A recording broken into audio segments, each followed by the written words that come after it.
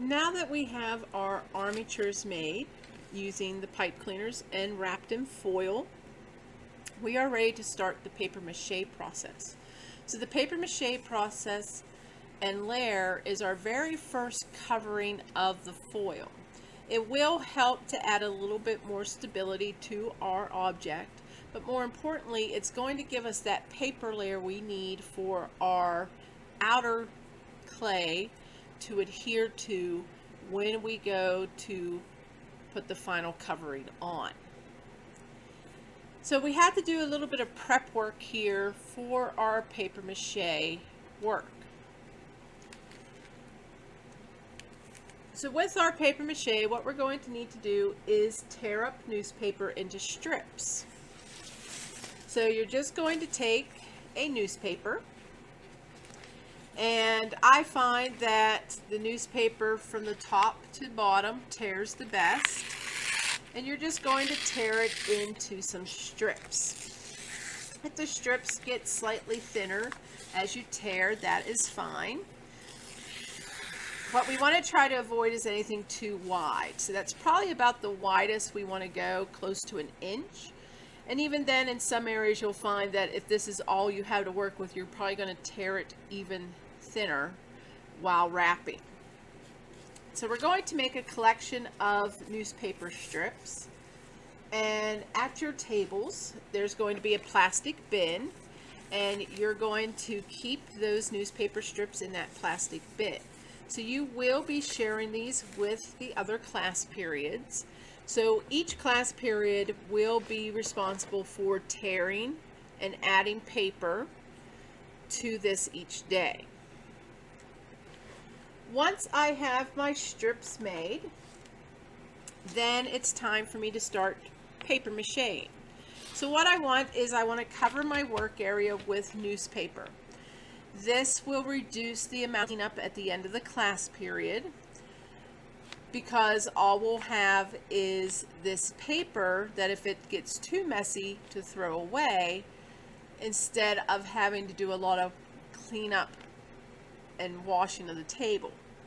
Now, the reason why I do this is because we are using Elmer's paper mache glue, and it is kind of like a gel consistency. It's kind of like a hair gel consistency. Okay. So in the past, in elementary school, you may have used wheat paste, which kind of looks like oatmeal. And this I like because supposedly it is marketed as not molding if you have some thick layers on your object, where the older wheat paste version sometimes had a problem with the possibility of mold. But again, that is if you had a lot of layers over top of each other without any dry time in between. But what I also like is that it doesn't have that weird smell like wheat paste has. The thing is, when it gets on a surface like a table, it does take a little bit to wash it off. It's not that it sticks on there, it's just because of the consistency of it, that gel-like consistency, it really wants to smear around on a smooth surface. So having our work surface covered will just make cleanup easier and faster at the end of the period. So once I have my work surface covered, then of course I'm going to want my container of glue. And you will find over on the counter that each of you has your own container with a label on the lid with your name on it. And I'm going to want, of course, to have my armature. So my paper strips are already at the table in a bin. I've set up my work area with newspaper.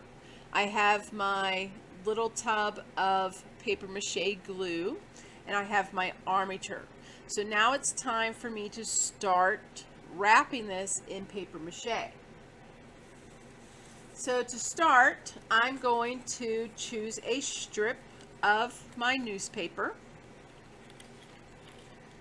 and I'm going to take that strip of newspaper and I'm going to put it all into my glue. So I'm going to dip it in there, and then after I get it submerged, as I pull it out, I'm going to take one hand and grab a hold of the end of the strip, and I'm going to take the other one with my index finger and my thumb, or some people like to use their index finger and middle finger.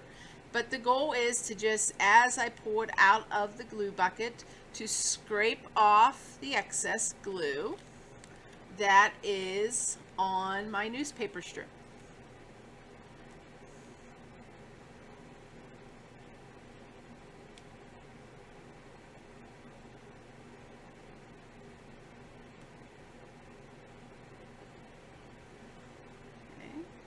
So once I have that scraped off,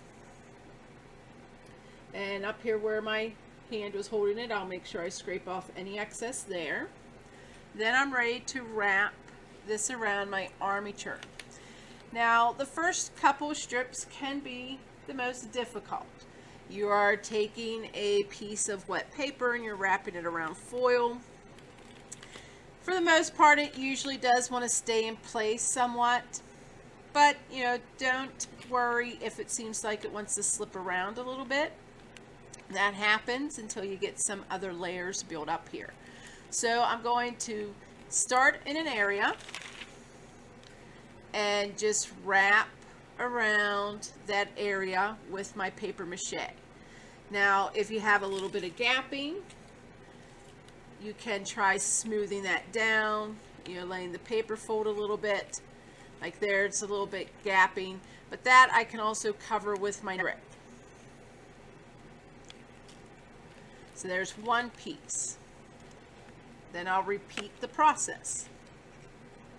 I will take my glue and dip my newspaper strip down into it. I will once again pick it up and scrape off the excess glue from the strip.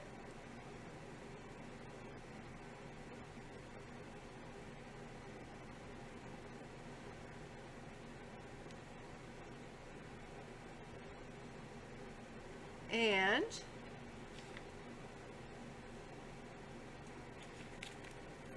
continue to wrap this around my armature.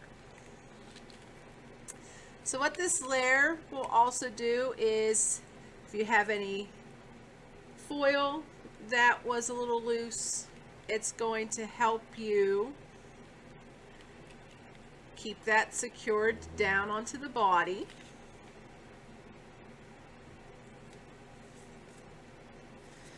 And you don't have to work with the full strip. If you want to rip them in half, you can.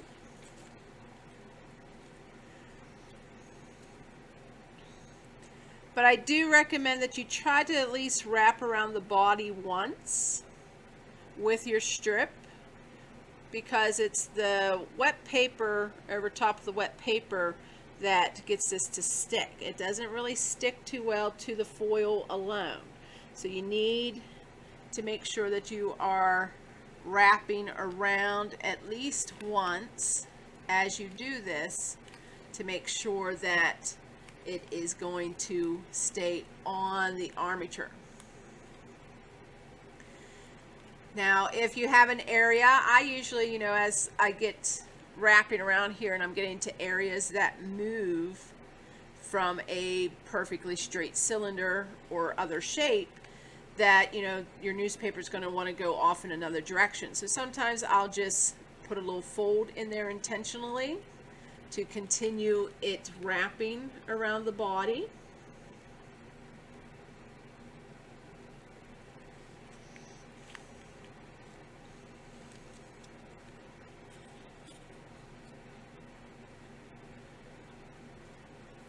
And my goal is to, by the end, to have little to no foil showing. And that is because, as I said, the glue, the clay we are using on the outer finishing surface needs something to adhere to, and it will not stick to aluminum foil. Okay, so I've been testing out this this clay that we're going to be making and using, and it will not stick to aluminum foil without this paper layer on here.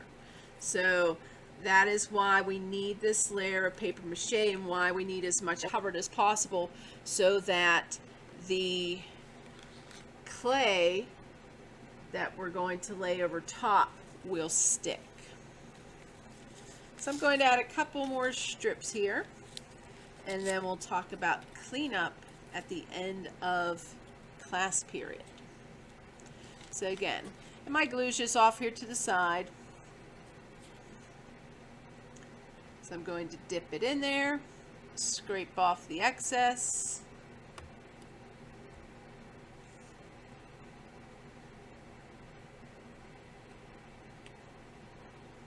Make sure my paper strip is really saturated. And as best as I can, get this wrapped in newspaper.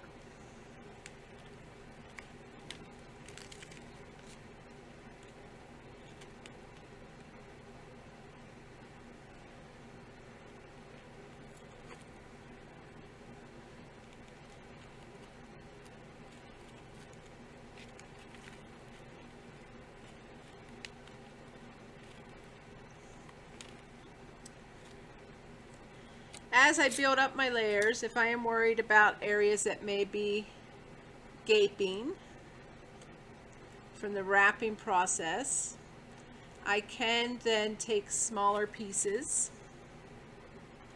In fact, I can go a little smaller and lay them across, because they're going to stick to each other now.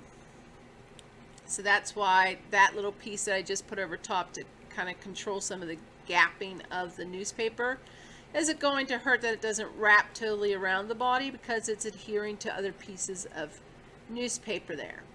If I try to do a little piece like that down here where I have a lot of exposed foil, then it probably wouldn't stick as well.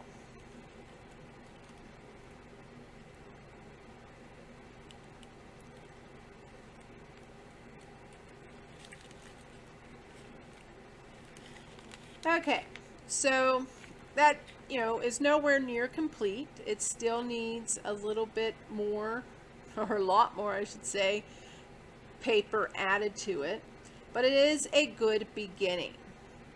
So at the end of class, when it is time to clean up, what you're going to want to do is take your armature while your hands are messy and return it to your storage area. Because you're going to have to pick this up, and this is going to, of course, have wet paper mache on it, so there's no sense in cleaning off your hands just to get them dirty again while moving this. So this is going to go away first.